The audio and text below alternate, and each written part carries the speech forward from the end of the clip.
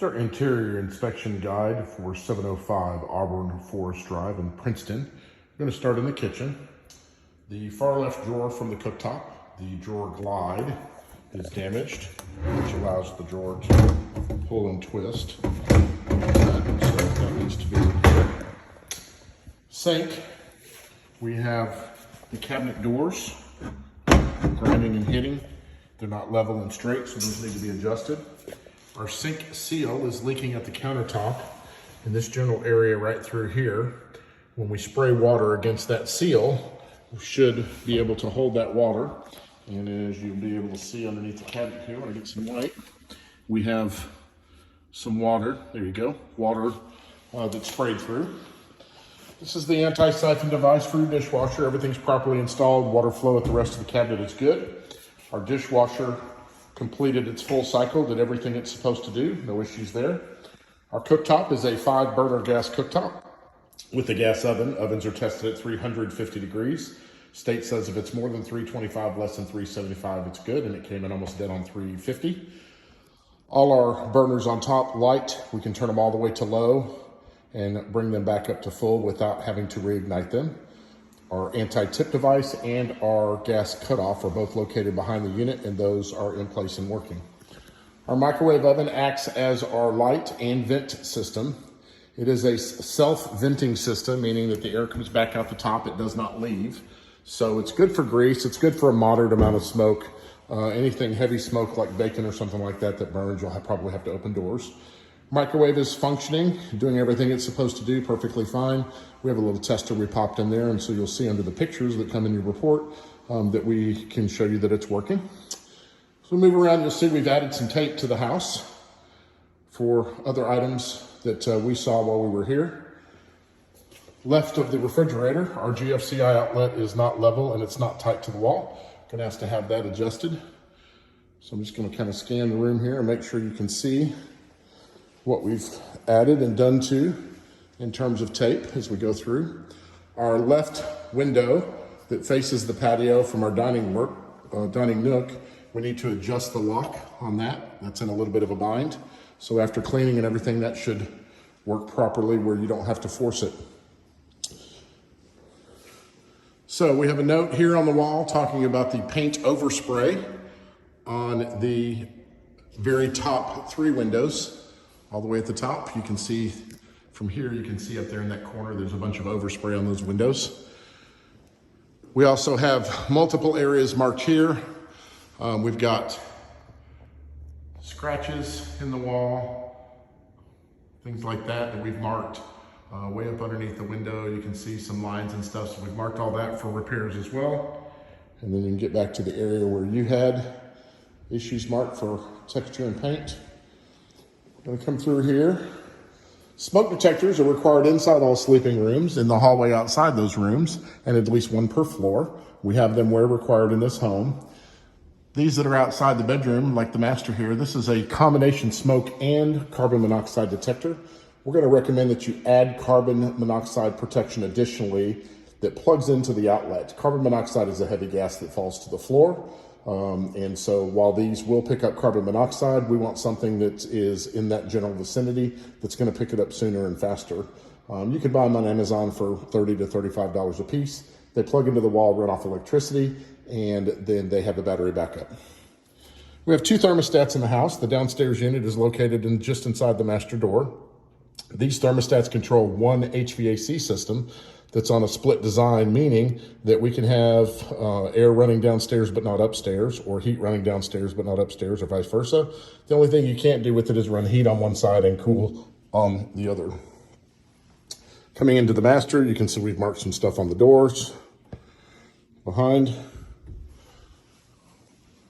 spots in the ceiling like that to be fixed. These are relatively clean walls. The blue tape you see on the windows there is actually on the exterior of the house. So we'll pick up the notes there from the exterior. And we added some tape. We've got some chips and things in the wall that we want to try and get fixed for you as well. Coming around into the master bathroom, everything looks pretty good here, other than cosmetic issues. Our doors open and close proper, hinges are all installed properly. All of our sink flow is good. No issues there. Moving forward, have the master bath water closet. And then, of course, our master closet. We've got some stuff marked there. You can see pretty well, it looks like in the video, that we have some paint discoloration. Closet rods are installed, properly secured. Everything is good there. Just to note, in your shower, in the two corners of the shower, right next to the glass, so there, and then across on the other side, those openings, by design, you can see there's a cutout in the plastic tub insert, the pan. Those are there by design. Those are called weep holes. It's what lets the wall breathe. Everything else in the shower to the top of the tile should be sealed and stay sealed at all times. Those do not get sealed. Those are designed to be left open so that we can get airflow behind the wall. Your seat is purposely placed at a slight angle to make sure that water runs off and not backwards. So if you notice things rolling off of there, that's proper. There's nothing wrong. I'm gonna move out of the master, back into the main part of the house. We're gonna go this way and pick up our entry closet. This door obviously was just installed. It needs to have its paint done, and it's missing all its door hardware. Have our fire door, front door. So cosmetically, we just have a few items here that need to be addressed. Coat closet. Added some tape above the door there, just some small spots that we saw. Laundry room. I'm gonna ask that the inside edge of the dryer vent system, that gets caulking and be properly sealed in there, so we don't have any air transfer airflow. This outlet is GFCI protected. It's required because we're next to water. So this resets in the garage. Your kitchen countertops reset in the garage. Your bathrooms reset at the bathroom countertop. And your exterior lights and garage outlets all reset in the garage. We have those labeled for you so you can see. So some more tape added in here. We're going to our downstairs front bathroom. Overall pretty good, just added some tape in a couple areas. All our water flow works good, toilets are flushing, everything's properly sealed and secure. And then we go into our front bedroom downstairs. So we have some tape on the walls in here. And then we have a notation here, the left blind rod that goes there to tilt is damaged. It's standing here in the corner, and you can see the hook is broke on the end of it. And we have some tape issues for the closet as well, cosmetic issues. I'll move out of here and go back to the stairs, head upstairs for a moment. Stairways and steps are properly spaced. We've added some tape all along the stairs. We've got areas that need painting, touch up, handrail of course. So as you can see, we've added some tape in various areas. Try and get this stuff repaired for you.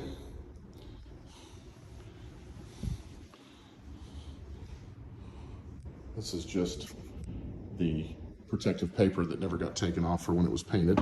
Just to make sure they get that off and that there's no overspray underneath that. Coming up into the game room, have some areas for tape here, doorbell, lights and fan are working. So in our corner door attic space, you can see in here that we have some leftover supplies, which is good. They always leave us some extra tile and stuff. There's some other debris up in here, and then we have some lumber back there that could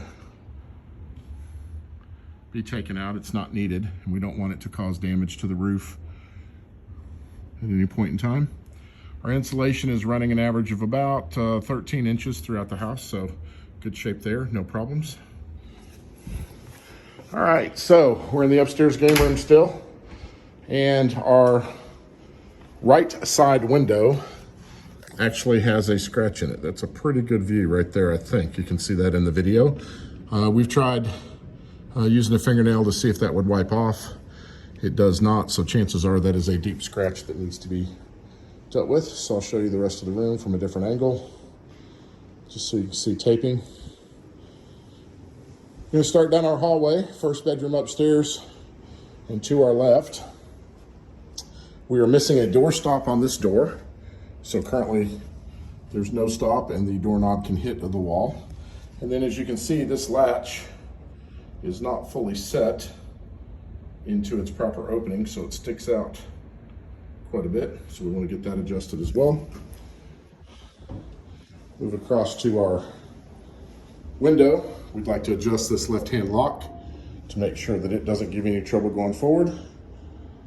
This room is fairly good. We've just got a couple pieces of tape in here. Smoke detector as required. Smoke detector here for these upstairs bedrooms. We have our upstairs bath. So we have loose hinge pins. So as you can see, those pins just didn't get fully set. Not a big deal, but they will start to work themselves out when they're sitting like that. So they just need to be tapped down. And then our tub spout, we have some play there. We just need a good bead of caulking around there to make sure that's in good shape.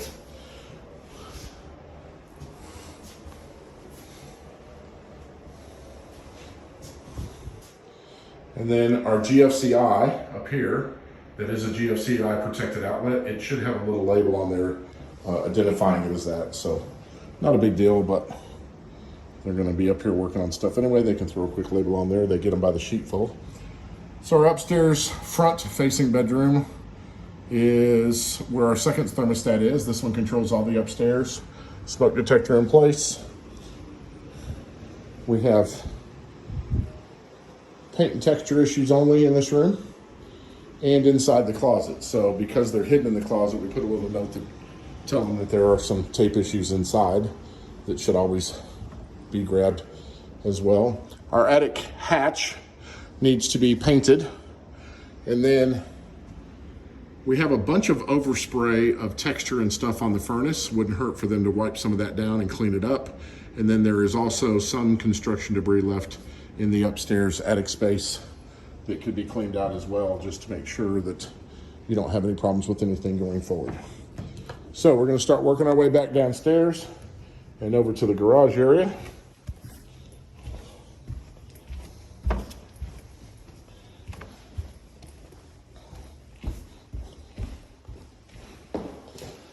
Coming to the garage door, this is a fire barrier door.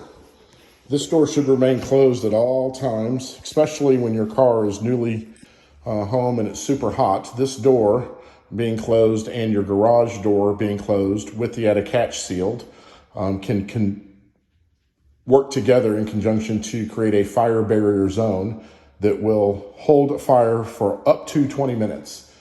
So keeping this door tight and sealed is pretty important. We have a couple notes here for the garage. The threshold on this entryway needs to be caulked at the brick. The attic stairs do not have a pull on them yet, so it either needs a rope or a hook with a rod to get it down. There's also some construction debris in this attic. And then the garage door lock, the manual lock on the garage door should be disabled. So we'll go out here and look at that. This manual lock has a little hole in the side here, right there. That should have a nut or a bolt in it or a zip tie. The goal is to stop this from being able to go in. If this accidentally were to get locked and you push the automatic opener button, of course we create a tug of war and the garage door is always gonna lose in that case. So we'd like to make sure that that doesn't accidentally happen. Irrigation system was run. The rain freeze sensor was active when we got here because it is raining today. We bypassed it to make sure everything was working good, so we're all good. This little open port here should be sealed by the time you take ownership of the house. That is what is known as a UFER ground. It's a grounding rod system that's built on newer homes now. So there's a little label that we put on there identifying it as a UFER ground, just so you know what it is. You don't try and get into it. The air conditioning is rated max for 35 amp breaker, and we have a 40 amp breaker installed. So they need to pull that breaker, replace it with a 35 amp or less based on whatever the minimum is. I think this one was set 30 to 35. So a 35 amp breaker would be perfect. Our GFCI just to the left of that main panel. No outlets on it. This is what controls your exterior outlets. So if you're plugging in Christmas lights or something like that, weed eater outside, and it's not working, come and see if this is tripped. And then over here is our garage and garage doors. So we put those labels on there to help remind you. This controls all the other garage outlets, and this also controls the outlet on the ceiling that operates your garage door.